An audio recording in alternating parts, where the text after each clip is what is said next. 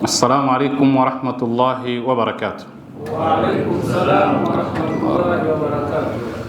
Katika mbinu za kupigana na wanyonge ni kuwagawa,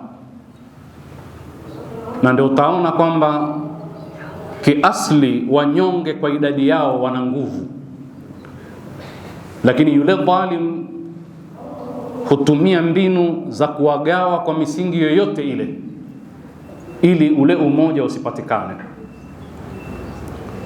Na hata huku kwetu wakati wa ukoloni wa Wajerumani alikuwa akimchapa Mwafrika mijeledi ambayo ilijulikana kwa jina 25, alikuwa ni Mwafrika mwenzake, na kwa makusudi kabisa Mjerumani alitumia mbinu hizo.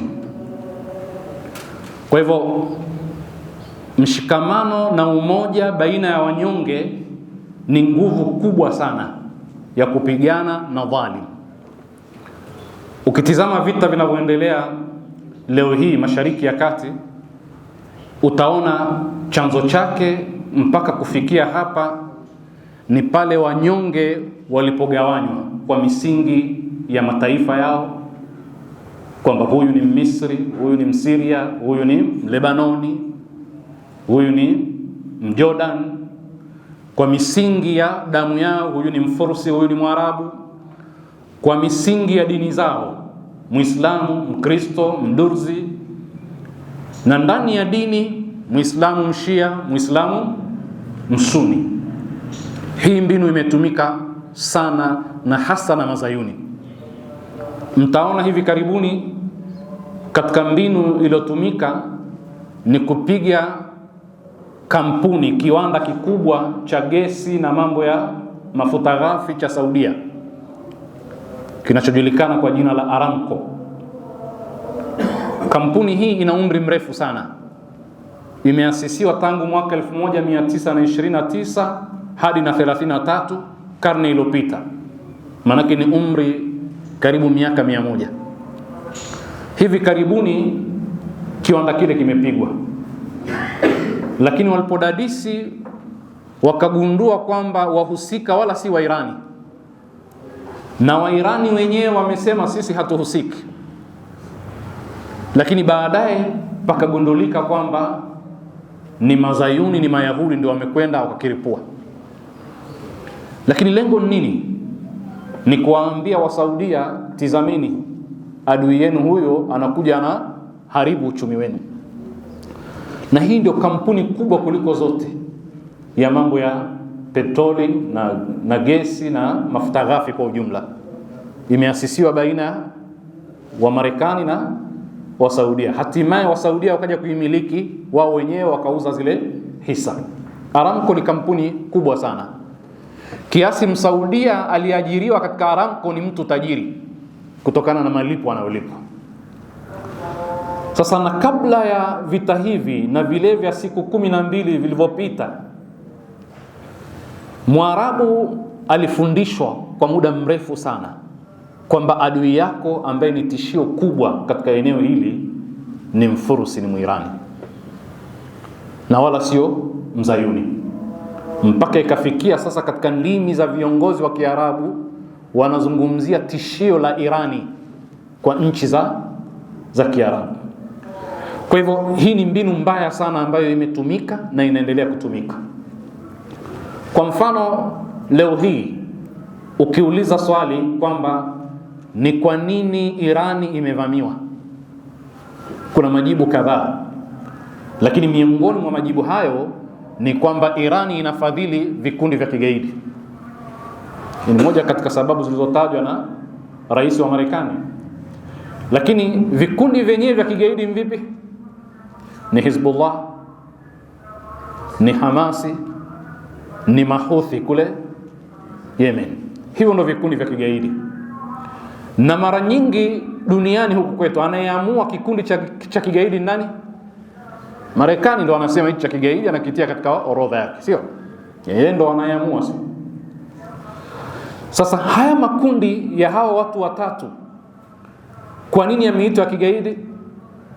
Ni kwa sababu tu yametumia nafasi yao kupambana na mazayuni kuwakomboa Palestina. Ndio sababu ya kuitwa kikundi cha kigaidi. Lakini sio wa Palestina tu, kukomboa Syria ambayo imechukuliwa ardhi zake, Lebanoni ambayo imechukuliwa ardhi zake, na ardhi nyingi za Palestina zilizochukuliwa. Kwa sababu Lebanon mpaka kesho kuna ardhi yao iliyochukuliwa, sio? Ya mashamba ya shaba. Syria mpaka kesho kuna ardhi yao imechukuliwa ya miinuko ya Jolan. Na wa Palestina ndio wamechukuliwa sehemu kubwa ya ardhi yao. Sasa hii Lebanoni ni ya Waislamu? Ni ya Wakristo peke yao? Ni ya Mashia peke yao? Takwimu zinaonyesha kwamba Wakristo wa Lebanoni ni asilimia baina ya 30 mpaka 36. Waislamu Masuni wa Lebanoni ni asilimia 30 mpaka 35. Waislamu Mashia Lebanoni asilimia 30 mpaka 35. Walobaki ni wachache Madursi. Kwa hivyo kupigania ardhi ya Lebanoni sio suala la Ushia wala la Masuni wala la Uislamu wala la Ukristo. Ni suala la watu walopokonywa ardhi yao. Wote wanahusika. Ukifundishwa kwamba tatizo ni la Muislamu na Mzayuni, unadanganywa.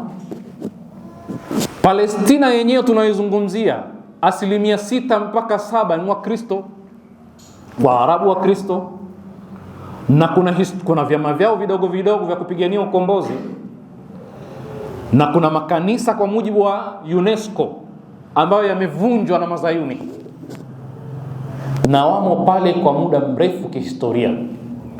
Na makanisa yote unayoyajua, Wakatoliki wapo, makanisa ya Protestanti kama vile Anglikana na Waluteri wapo, Orthodox Church ipo, na wote hawa kuna waliofungwa, kuna waliouawa, na kuna walionyang'anywa ardhi zao.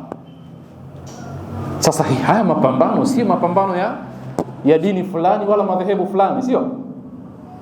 Ukienda Syria kuna Wakristo. Kwa hivyo walionyang'anywa ardhi yao ni wote hawa. Sasa dunia humfikisha mahala yule mnyonge akaamini kwamba mnyonge mwenzake anapodhulumiwa, akaamini kwamba yule mnyonge mwenzake ni dhalim, na yule ambaye anamdhulumu ana haki.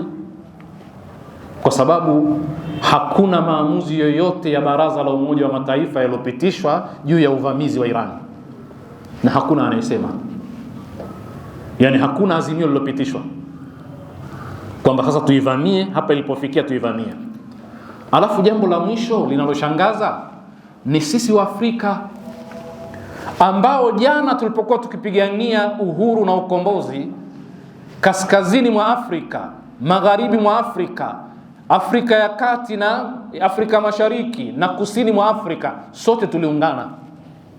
Kina Mandela kule kusini na kina Mugabe, ukija huku kwetu kina Mwalimu Nyerere, na Kenya kina Kenyatta, pamoja na kule Kongo walikwepo. Ukipanda juu kule kina Kwame Nkrumah, mpaka kwa Jamal Abdel Nasser kaskazini, wote walikuwa na mtazamo mmoja wa kupigania ukombozi, na fikra zao zilikuwa moja. Bali walivuka mpaka kwenda bara Arabu, ikawa chama cha PLO ni chama rafiki cha vyama vyetu vya ukombozi huko Afrika. Leo hii macho hayo yako wapi? Hatuoni kwamba kile tulikuwa tunakipigania ndio hicho kinachofanyika kule? Kwa nini tunamuona yule madhulumu ndio dhalim na dhalim ni madhulumi? Haya ndio yanatakiwa tuyafahamu sisi kwa yale ambayo yanajiri sasa hivi dhidi ya Irani. Kwa hakika sio dhidi ya Irani, ni dhidi yako wewe na dhidi ya kila mnyonge. Wassalamu alaikum wa rahmatullahi wa barakatuh. Wa alaikum salam wa barakatuh. A'udhu billahi minash shaitanir rajim. Bismillahir rahmanir rahim. Alhamdulillah alladhi la yablughu